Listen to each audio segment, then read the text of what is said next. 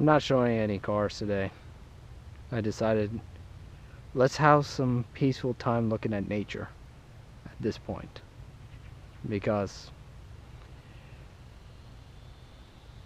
you know we would expect new vehicles to come out and all that, but there's a lot of things going on in the world with semiconductors and COVID and all the other stuff that has been taking place. Things are dynamically changing, but hey, when things get stressful, look out at nature. But many will agree, some may not. But something peaceful about nature is very nice.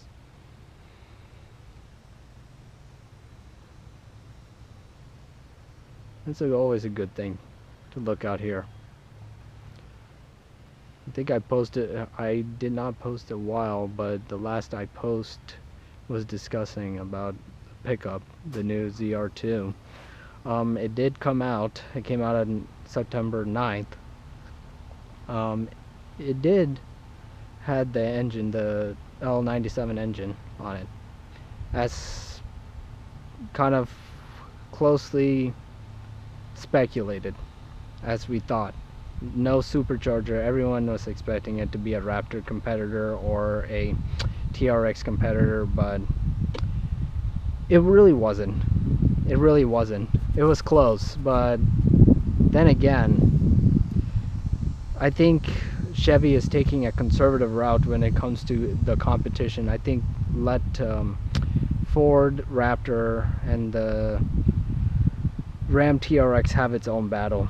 I think this is the most conservative route you could possibly think of for Chevy, for the ZR2. I mean, if they wanted to be part of it, they would have had a similar LT4 engine in it. But then again, with the issues going on with the semiconductors and all that stuff, and companies struggling to meet demand, I mean, I get it. It's not the time for it. It's understandable. There is a few features, and this is not like really a news thing, but my thoughts on the ZR2 and also the updated version of the Silverado. The Silverado got completely revamped. Images are right there, provided by Chevrolet. I always give credit when credit is due. So they changed the front fascia, did a little update to it, and they also changed the interior. They changed it to a 13.4 center dash. Much better, really looks really clean. They did a wonderful job. It's not like the Tahoes or the Yukons where it has that single dash over there. I could put a comparison photo right there and to the new one, but I like that interior, and it comes with a 12.4 inch DIC, driver's information center. I think exactly the specs, maybe I'll annotate that. There's a lot of updates to it that was really good. The column shifter is not there, but it's only found on the work truck or even in the cheapest versions of the Silverado. They get the column shifter, but anything over the LT and above to the ZR2 and the High Country, they're gonna have the floor shifter now. So electronic floor shifter that is similar, that is found on the Hummer EV.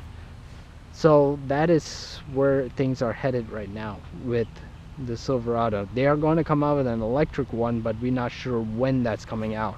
And I've been given news and updated by GM Authority that the Sierra, the refreshed Sierra 1500 will be introduced around October 21st or 22nd.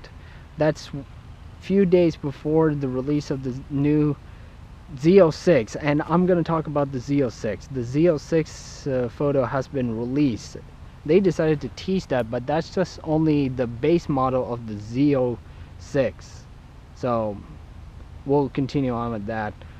But in reality, with back to the Silverado and Sierra, there you can get a general idea of what the Sierra may look like in the interior, because practically both of them are made in the same platform, made in the same factory, and they're gonna have the same features. But the only difference is that the GMC is more close to like in the transitioning stage of like luxury truck, base compared to the Silverado, and price range is almost similar, but the Denali is a little more expensive, or into the over $77,000 to $90,000 range. That's basically what it is. Kind of similar to the Tahoe all the way to the Escalade. The Escalade is the highest price Tahoe, you would say, with a lot of fancy gear on it. So yeah, that's what it is with that on the Silverado. And there's a lot of cool features on the ZR2. Let's get back into the ZR2. The ZR2 has a very off-road front fascia, has a lot of cameras on it since it's an off-road truck. Skid plates on the under it. The suspension is not rancheros that you see on the Trail Boss. It's actually a Multimatic DSSV suspension. It's made by GM, and it's used for off-road base vehicle, which is kind of interesting itself. So I'm kind of interested how comfortable and how it runs in off-road situations, and basically how is it on the on-road. So that's pretty cool on that side. 6.2 liter L87, 420 horsepower, but the competitor to the ZR2 would be the Tremor and the Ram Rebel.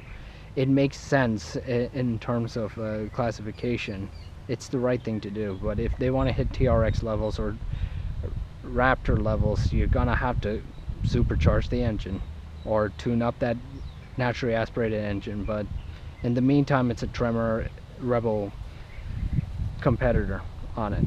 So that's my take on the new Silverados. I'll update you on that Sierra update. I want to see how well it is by October when it's released. That's what it is. I'll put the article down below of the release date. Also, that ZR2, that Z06, actually Z06, we're going to talk about that. Chevrolet posted this on their Instagram, and I don't have Instagram anymore because obviously everyone, I talked about this earlier, is because of their, you know, the way things are headed on that platform, and I don't see it convenient for me to use that platform anymore. So they posted the actual photo of the Z06, and it's basically the base model, but it's not the one with the Z. I think it's supposed to come up with the Z07 package like we did see in the past Z06. Like on the C7 Z06, they had the Z07 package with a lot of upgrades of their exteriors and all that stuff. I think we're gonna see that later.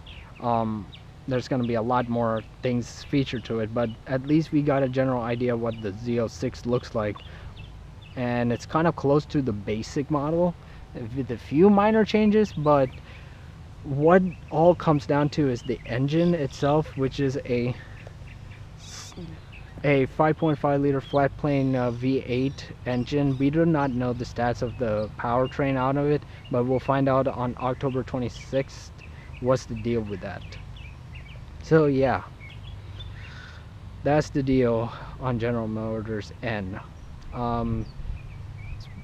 The CT5, this production was halted for a bit. They're still producing it. They'll produce the Blackwing, but it's slowly getting there. It's just introduced. There's a lot of videos out on it discussing about the CT5V Blackwing, and people showcasing it. There's a lot of like cinematic or talks about it, people taking delivery. You could check them out on YouTube.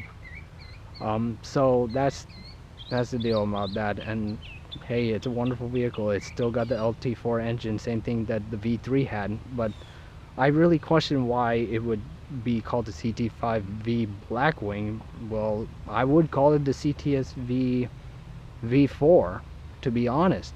It's just changed the interior, but the Alpha Numeric was kind of like positioning itself towards the the German brands where they use Alpha Numeric badging on it. So yeah.